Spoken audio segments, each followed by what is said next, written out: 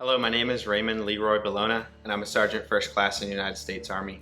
I served in Mosul, Iraq in 2017. I was living with the Iraqi troops that we were supporting at the time, and one afternoon they brought Jawal to my location. The soldiers that I was working with at the time, the US soldiers, they really enjoyed having him there, but I was a bit afraid that it was going to create a distraction, so I was uncertain of whether or not I was going to allow Jawal to be living at the house that we were living in. First thing I remember about him is he was trying to get inside of our house, and there was one step going inside the house, and he was so small that he could barely make it over the one step.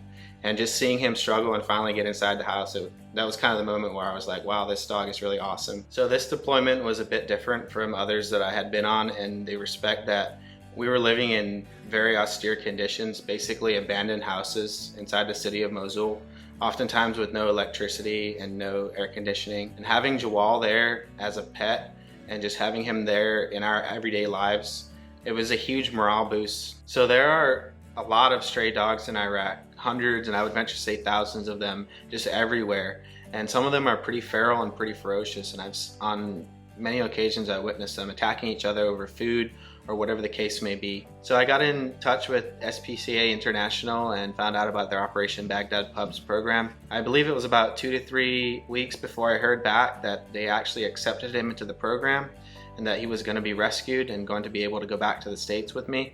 And that was one of the most joyous moments of that entire deployment, because at that point I had developed quite a bond with Jawal, taking care of him and spending just about every day, all day with him. I will be forever grateful to everything that SPCA International did for me personally by bringing Jawal back from Iraq. I would just like to say thank you to all the employees and the people that work for SPCA International, both in Iraq and back here in the United States, for all they did for Jawal and for me, and for the great care that they showed him while he was traveling back here to the United States.